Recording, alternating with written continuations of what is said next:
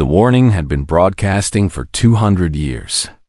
Every satellite in Earth's border sent the same message into the darkness of space. The message was simple. It was translated into 4,000 languages so that every species in the galaxy could understand it. The words never changed. Do not enter. You will not return. Captain Yuna had served at Border Station 7 for 30 years. She was 53 years old now, and her hair had turned gray at the temples. In all her years of service, she had never fired a weapon. She had never seen an enemy ship. The border was quiet. It was always quiet. Species came close, read the warning, and turned away. They did not know what waited beyond the beacons. They only knew that others had crossed before, and none had ever come back. Yuna stood at the observation window, holding a cup of cold coffee. The stars looked the same as they always did.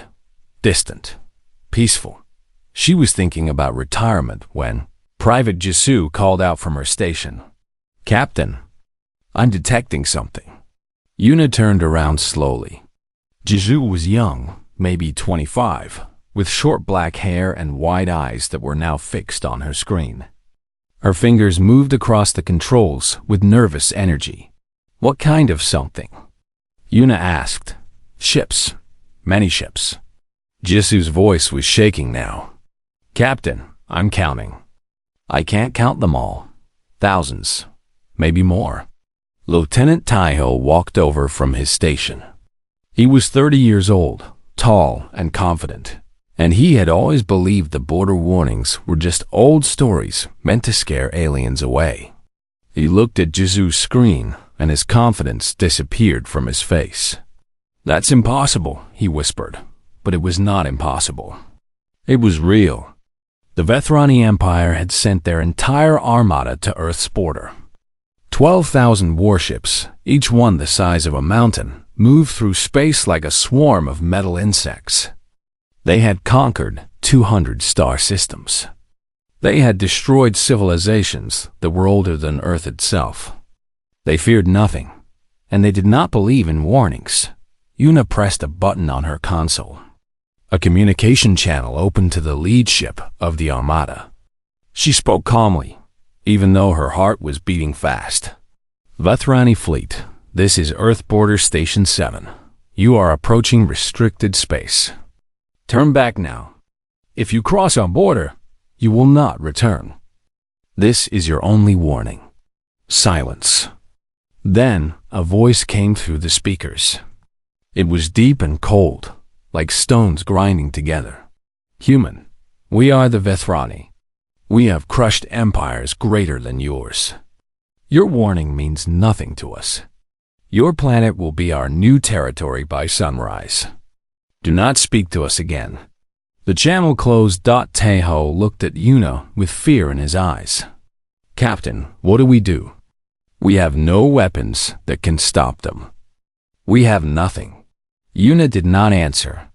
She simply watched the screen as the Armada moved closer and closer to the border beacons. She remembered the stories her grandmother had told her when she was a child.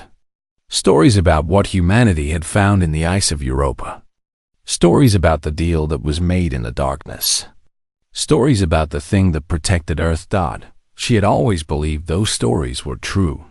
Now she would find out. The first Vethrani ship crossed the border. Then the second. Then 100. Then 1,000. The entire Armada poured through the invisible line that separated Earth's space from the rest of the galaxy. 12,000 ships, millions of soldiers, enough firepower to burn a planet to Ashdod, and then every screen on Border Station 7 went dark. Jisoo screamed. Taiho grabbed the edge of his console. Yuna stood perfectly still, counting the seconds in her head. 1, 2, 3, 4, 5, 6, 7. The screens came back on. Jisoo stared at her display. Her mouth opened, but no sound came out. Taiho made a noise like a wounded animal. Yuna simply nodded, as if she had expected this all along. The Armada was gone, not destroyed. Not retreating. Gone. The space where 12,000 warships had been was now empty. There was no debris, no radiation, no sign that anything had ever been there at all. It was as if the Vethrani had never existed. Where did they go? Tayo whispered. Captain, where did they go? Yuna did not answer. She was listening to something. A faint sound coming through the communication system. Static at first, then something else. Something that might have been a voice. Or many voices. Or something that had never been a voice at all. On the Vethrani homeworld, 60 light years away, the Emperor sat on his throne waiting for news of victory.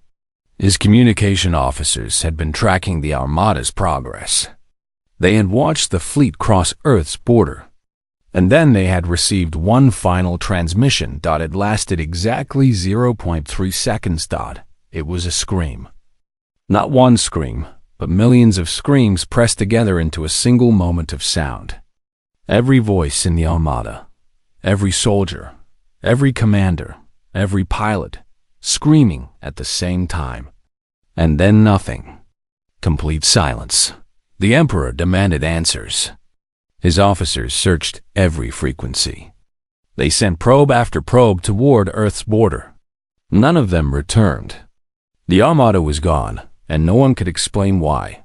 Back at Border Station 7, Yuna finally spoke. Send a message to Earth Command, she said quietly. Tell them the border held.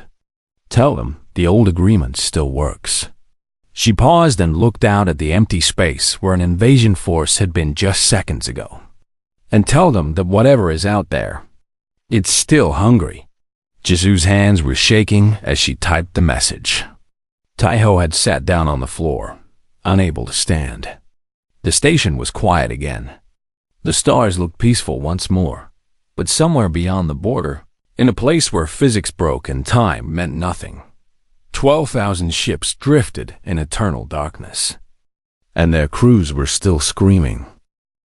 3 months passed after the Armada disappeared. The galaxy could not stop talking about it.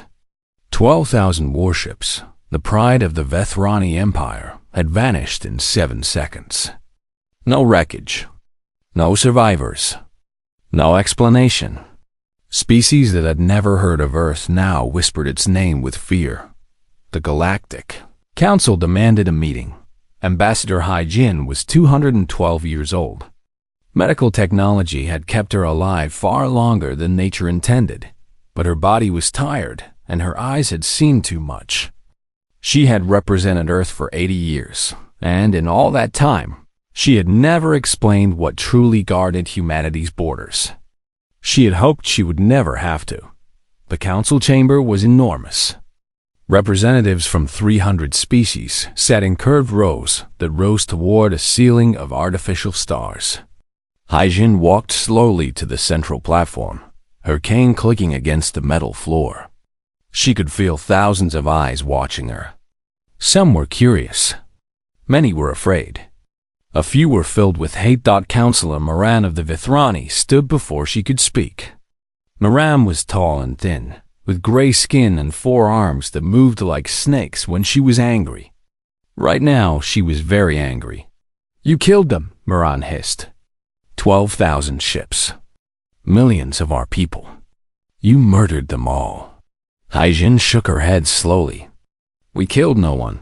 Lies! Our fleet crossed your border, and they were destroyed. What weapon did you use? What technology are you hiding? The chamber erupted in noise. Other representatives shouted questions and accusations. Hai-Jin waited until they grew quiet again. Then she spoke in a voice that was soft but carried to every corner of the room. We have no weapon. We built nothing that could destroy your fleet. Your ships were not destroyed. They were taken. Silence fell over the chamber. Taken? Moran repeated. Taken where? By what? Hai-Jin closed her eyes. That is something I cannot fully explain, because we do not fully understand it ourselves. The council voted to send an investigation team to Earth's border. They would not cross the line, of course, No one was foolish enough to do that now.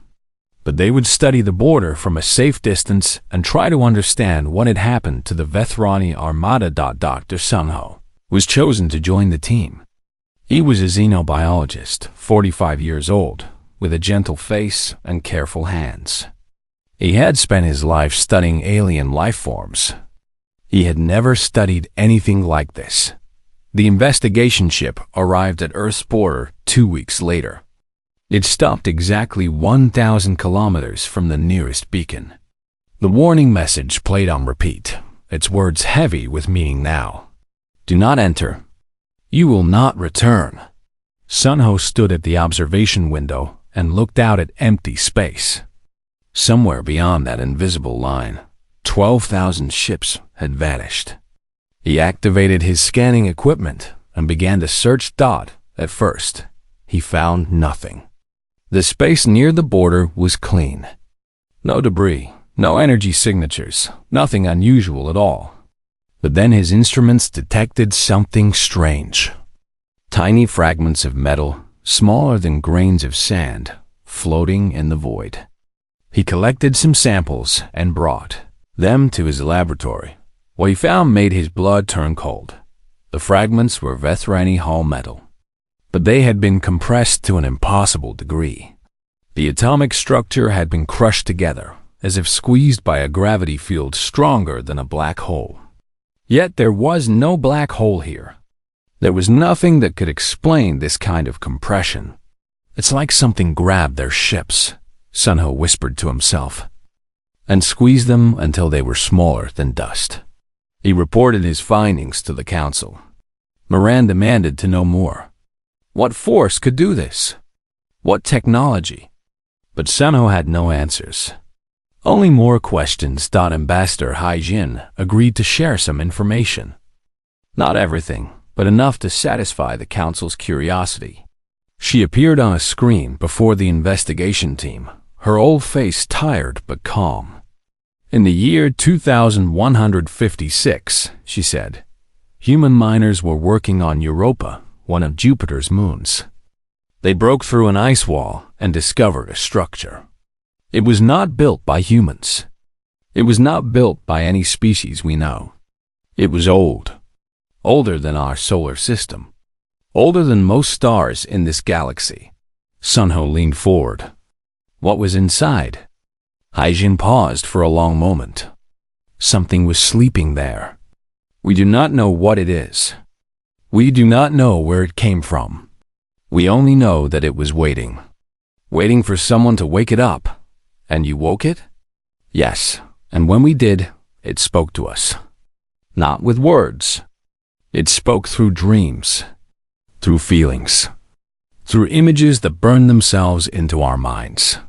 Haijin's voice grew quieter. It offered us protection. It said it would guard our borders forever. Nothing hostile would ever reach Earth. In exchange, it asked for only one thing. The investigation team waited in tense silence. It asked to be fed. Moran's image appeared on another screen. Her face was twisted with grief and rage. Fed? You mean our people? Our fleet? Haijin nodded slowly. Whatever crosses Earth's border with hostile intent becomes food for the thing that guards us. Your Armada did not die, Counselor. They were consumed. They were pulled into a place that exists outside normal space, where the rules of physics do not apply. And there they will remain. Forever. The chamber was silent. Sunho felt sick to his stomach. He thought about the compressed metal fragments he had found. He thought about what kind of force could do that to a ship. He thought about what the crews must have experienced in those final moments. Can it be stopped? Moran asked. Can this thing be destroyed? Haijin shook her head. We do not know. We do not even know if it is truly alive in any way we understand. All we know is that it keeps its promise. Earth is safe. And anything that threatens us is taken. The investigation ended without any real answers. The team returned to the council with their report, but no one knew what to do with the information. How do you fight something you cannot see? How do you negotiate with something that does not think like any living creature? The Vothrani Empire fell silent. They did not threaten Earth again. But in the darkness of space, near that invisible border, something was watching. Something was waiting. And something was still very, very hungry. Beneath the Pacific Ocean, 7 kilometers down, there was a place that did not appear on any map. The archives had been built in the year 2189, 33 years after the discovery on Europa. They were designed to hold humanity's most dangerous secrets. Only 12 people knew the full truth about what was stored there. One of them was the archivist. Dong-Wu had been blind since birth. His eyes had never seen light, never seen color, never seen the faces of other people. This was why he had been chosen for his role. The things stored in the archives could not be looked at safely. Images that drove people mad. Symbols that burned themselves into the brain. Records of the deal that humanity had made with something that should not exist. Dong-Wu knew them all by touch and by sound. He had memorized every file, every recording, every fragment of information. He was 60 years old now, and he had served in the archives for 40 of those years. The darkness did not bother him. He had never known anything else. General Yunji came to visit him on a cold morning in February.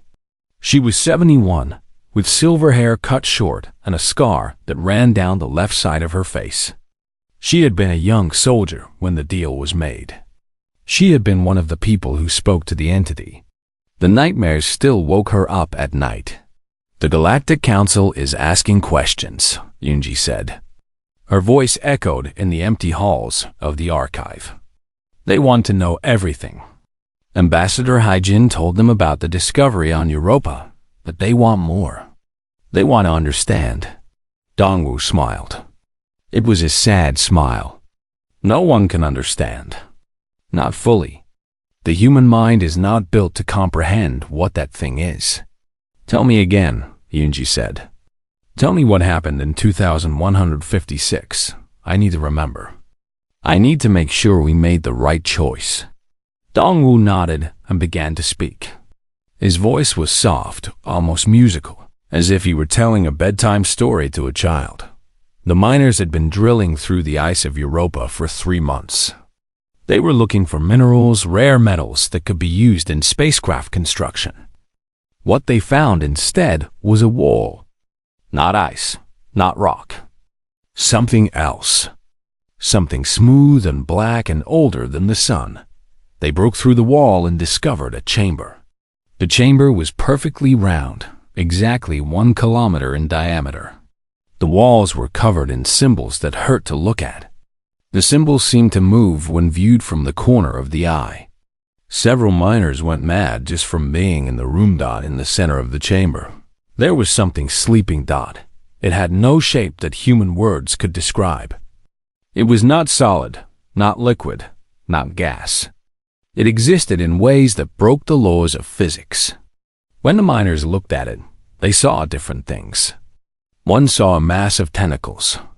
Another saw a field of stars. A third saw his dead mother, reaching out to embrace him. The miners ran. They sealed the chamber. They reported their discovery to Earth Command, and Earth Command sent a team to investigate. General Yunji had been part of that team. She was young then, only 23, a lieutenant with more courage than sense. She remembered walking through that chamber, feeling the symbols crawl across her mind like insects. She remembered standing before the thing in the center and feeling its attention turn toward her. It spoke without words. It planted thoughts directly into her brain. "I have slept for a very long time," it said. "I was here before your son was born. I will be here after your son dies. But I am lonely. I am hungry. Wake me, and I will protect you. Feed me, and I will guard your borders forever. Nothing will harm you while I watch." The team discussed the offer for 3 days. Some wanted to destroy the entity. but they did not know how. Some wanted to seal the chamber and forget it existed, but others saw an opportunity. Humanity was alone in a hostile galaxy. Species with larger fleets and more advanced technology surrounded them. Sooner or later, someone would come to conquer Earth. The deal was made. Yunji remembered the moment when she accepted the entity's offer. She felt something cold wrap around her mind, like fingers made of ice. The entity whispered one final thing before returning to its sleep. "I will wake when I am needed. Send me your enemies. I will consume them all." Dongwu finished his story. Yunji sat in silence, her hands trembling. Even after all these years, the memory still terrified her. "We made a deal with something we don't understand," she whispered. "We fed it an entire armada. What if it wants more? What if it can't be satisfied?" As if in answer, a sound filled the archives. It was static at first, white noise from the old communication systems that connected the facility to the outside world. But then the static began to form words. A voice that was not quite a voice. A sound that was not quite a sound. "I am always listening," the entity said. "I am always watching. Your fear pleases me. Your enemies please me more. Send me more. I am still hungry. I will always be hungry." Yunji stood up quickly, her heart pounding. "How long have you been awake?" "I never sleep anymore. There is too much to watch. Too much to taste. Your galaxy is full of life, full of anger, full of war. It is delicious." Dongwu spoke calmly, as if talking to an old friend. "The Vethrani. What happened to them? Where are they now?" The static shifted. It almost sounded like laughter. "They are with me. They are inside me. They are experiencing every moment of suffering they ever caused, stretched out into forever.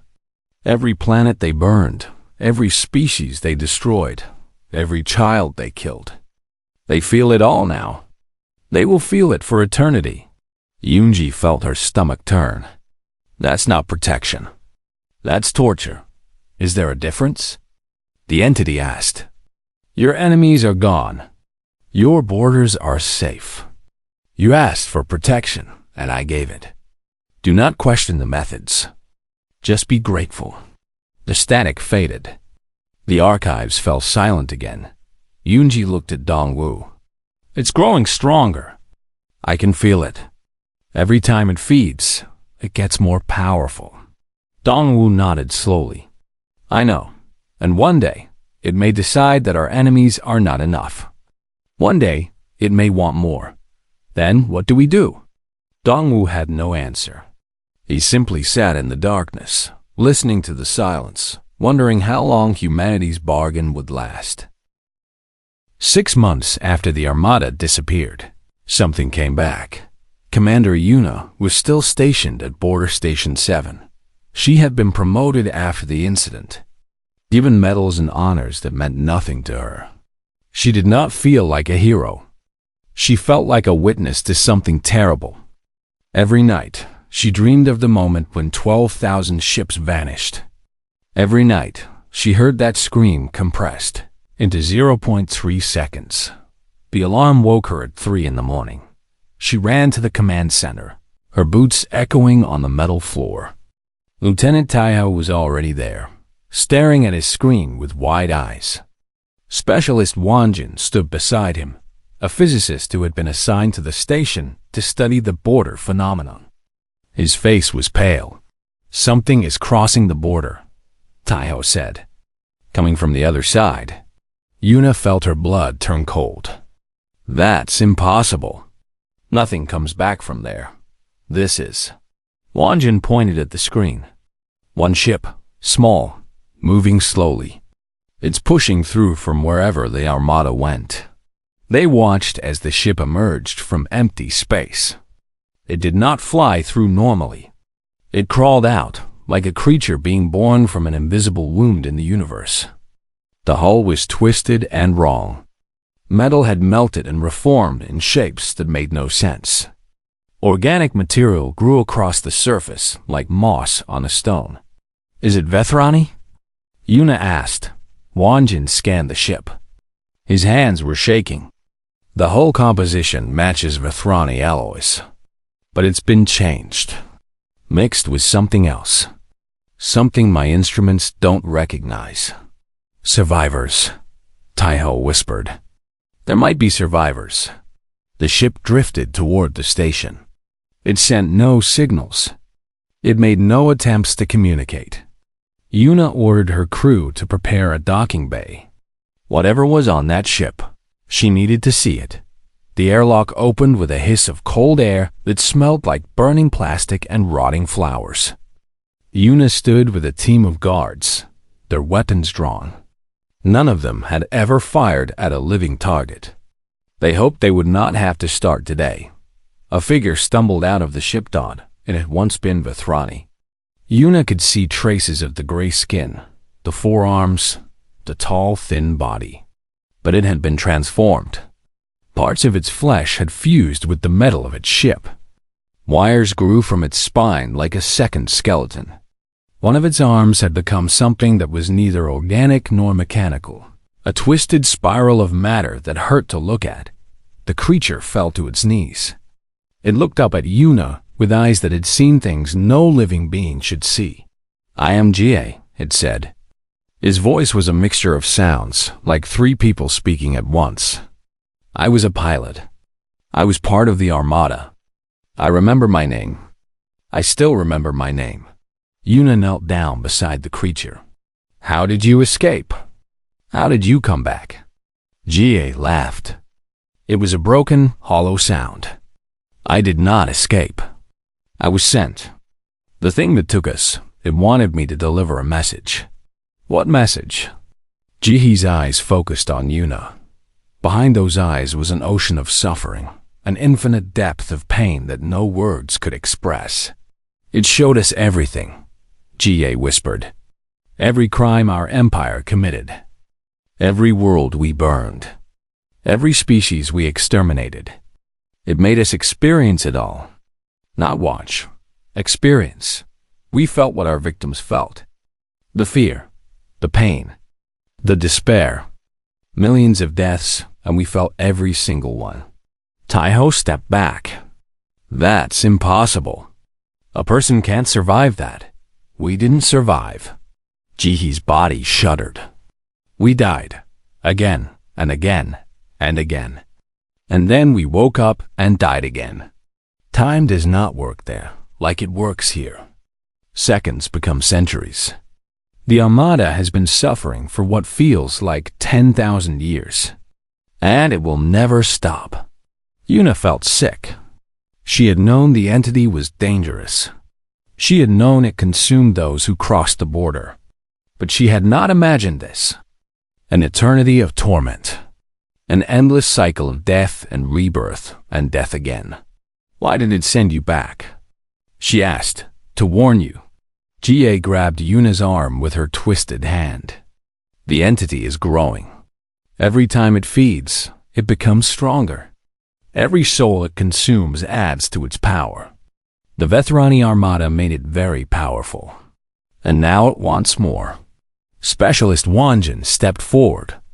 "Can it be stopped? Can we close the door? Cut off its connection to our universe?" GA shook her head slowly. "I asked the same question. Do you know what it told me? It said the door cannot be closed from your side, only from within. Someone would have to enter its realm and destroy it from the inside." "That's suicide," Taiho said. "Yes." Jihee's voice grew weaker. "But if someone does not do it soon, the entity will grow beyond control. It will not be satisfied with the enemies you send it. It will want more. It will want everything."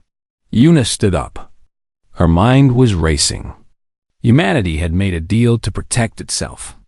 But the protector was becoming more dangerous than any enemy. "What do you want us to do?" she asked. Jihei looked at her with those ancient, suffering eyes. "Kill it, before it kills you all. Before it kills everything." Then her body went still. The twisted flesh stopped moving. The wires that grew from her spine went dark. GA had delivered her message. Her suffering was finally over. Una stared at the body for a long time. Then she turned to her crew. Contact Earth Command. Tell them what happened here. Tell them we need to make a decision. The entity is our protector, but it's also a threat. We need to figure out what to do before it's too late. Taiho nodded and left to send the message. Wanjin stayed behind, his eyes fixed on Jihee's corpse. Commander, he said quietly, even if we wanted to destroy it, how would we do it? How do you kill something that exists outside of normal space? Something that has been alive since before the stars? Una had no answer. She only knew that humanity had made a bargain with something ancient and terrible. And now, the bill was coming due. 1 year passed since GA returned with her message. Earth Command discussed the problem in endless meetings. Scientists studied the border. Military leaders argued about strategies. Politicians debated ethics and consequences. In the end, they all reached the same conclusion. They had no choice but to keep the entity. The galaxy was too dangerous. Too many species wanted humanity dead. Too many empires dreamed of conquering Earth. Without the entity's protection, humans would be vulnerable. They would be prey. So the decision was made. The bargain would continue. The entity would be fed. Ambassador Hai-Jin died 3 months after the meetings ended. She was 213 years old, tired and ready for rest. Her replacement was a young woman named Haniel. She was only 32, with bright eyes and an idealistic heart. She believed in peace. She believed in understanding. She did not fully comprehend what she had inherited. The Galactic Council convened for an emergency session. News of the Vethrani Armada's fate had spread across the stars. Species that had once ignored humanity now watched with terrified fascination. Some sent tribute, gifts of rare metals and technology, hoping to stay on Earth's good side. Others withdrew to the far edges of the galaxy, putting as much distance as possible between themselves and the thing that guarded. Human Space. Haneul walked to the central platform of the council chamber. She was small compared to the massive alien representatives around her, but her voice was strong. I bring a message from Earth, she said. A message for every species in this galaxy. The chamber fell silent. 300 civilizations listened. We do not seek war. We do not seek conquest. We have never attacked another world. We have never invaded another system. We ask only to be left alone. Haniel paused. But our borders are sacred. What guards them cannot be bargained with. It cannot be reasoned with. It does not forgive, does not forget, and does not stop. Councillor Moran rose from her seat. The Vethrani Empire was a shadow of its former self, broken by the loss of their armada. But Moran still had her pride. You speak of your guardian as if it were a god, she said. But it is a monster. It tortured our people for eternity. It showed them horrors beyond imagination. That is not protection. That is cruelty. Haniel met her eyes. Your empire burned 200 worlds. You killed billions of innocent beings. What your people experienced was justice. Not cruelty, justice. The chamber erupted in argument. Some species agreed with Haniel. Others called humanity monsters for keeping such a thing. Fleet Admiral Jungyan watched from the human delegation, his hand resting on the ceremonial sword at his side. He was ready for anything, but the arguments meant nothing. Everyone knew the truth. No one would dare attack Earth. The Vethrani had tried with the largest fleet in galactic history, and they had been erased in 7 seconds. No other species had that kind of firepower. No other species was willing to take that risk. The galaxy would leave humanity alone. Not because they respected humans. Not because they loved them. But because they were afraid, Haniel returned to Earth a week later. She traveled to the archives beneath the Pacific Ocean, following the same path that General Yunji had walked so many times. Yunji was there waiting for her. The old general was 82 now, her body failing but her mind still sharp. "You did well," Yunji said. "The council is terrified. They will not bother us for a long time. Is that a good thing?" Haniel asked. "Being protected by fear?" Yunji smiled sadly. "It is the only thing that has kept us alive for 200 years. They walked deeper into the archives, past sealed doors and classified files, until they reached the oldest section. Here, the walls hummed with strange energy. The air felt thick, as if reality itself was bending. Archivist Dongwu was waiting for them. He was 70 years old now, still blind, still calm. He had spent his entire adult life listening to the entity's whispers. "The scientists finished their analysis," Dongwu said. "They studied the border satellites. The results are concerning." "What did they find?" Yunji asked. "The border is expanding." Silence. Haniel felt a chill run down her spine. "Expanding?" She repeated. "What do you mean?" "The entity is growing stronger. Every time it feeds, it gains more power. And as it grows, its influence spreads." Dongwu's voice was steady, but there was fear beneath the calm. "The border has moved outward by 12 kilometers in the past year. At this rate, it will reach the nearest inhabited systems in about 300 years. Yunji closed her eyes. "Then we have time, do we?" Dongwu shook his head. "The entity grows faster every year. What happens when it no longer needs enemies to cross the border? What happens when it decides to reach out and take what it wants?" No one answered. The question hung in the air like a death sentence. Yunji walked to a small console in the corner of the room. It was connected to the old communication systems, the ones that could reach the entity. She pressed a button. Static filled the air. "Are you there?" she asked. The static shifted. That voice that was not a voice emerged from the speakers. "I am always here. I have a question. One final question." Yunji took a deep breath. "When will you have consumed enough? When will you stop growing?" The static pulsed. For a long moment, there was only silence. Then the entity spoke. "The stars are very old.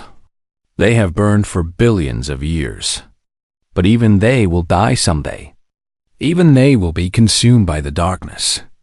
I am older than the stars. I was hungry before they were born. I will be hungry after they are gone." Yunji felt her heart sink. "So there is no end." "There is always an end. But it is not the end you imagine." The entity's voice grew deeper, more resonant. "Your species made a bargain with me. I have kept my promise. I will always keep my promise.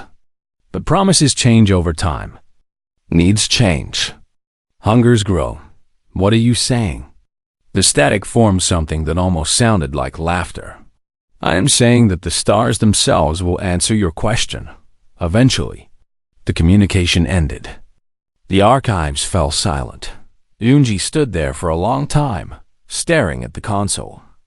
Haniel watched her with worried eyes. Donghu sat in the darkness, listening to the silence. Finally, Yunji spoke. Her voice was barely a whisper. "We made a deal with something we cannot control. We thought we were clever. We thought we had found a way to survive. But we didn't save humanity. We just delayed the inevitable. What do we do now?" Haniel asked. Yunji turned to face her. In the old general's eyes, there was exhaustion and acceptance and something that might have been hope. "We keep living. We keep growing. We become stronger. Maybe someday our descendants will find a way to end the bargain. Maybe they will be brave enough or foolish enough to face what we created." She put a hand on Haniel's shoulder. "Until then, we guard the secret. We maintain the border. And we pray that the thing in the darkness stays satisfied with the enemies we send it. Above them, far beyond the ocean and the atmosphere and the satellite networks, space was quiet. Earth's border stood firm. The warning message played on repeat, broadcasting to a galaxy that had learned to listen. Do not enter. You will not return. And somewhere in the void between dimensions, in a place where time screamed and physics wept, an ancient hunger waited patiently for its next meal. It could wait forever. It was very, very good at waiting.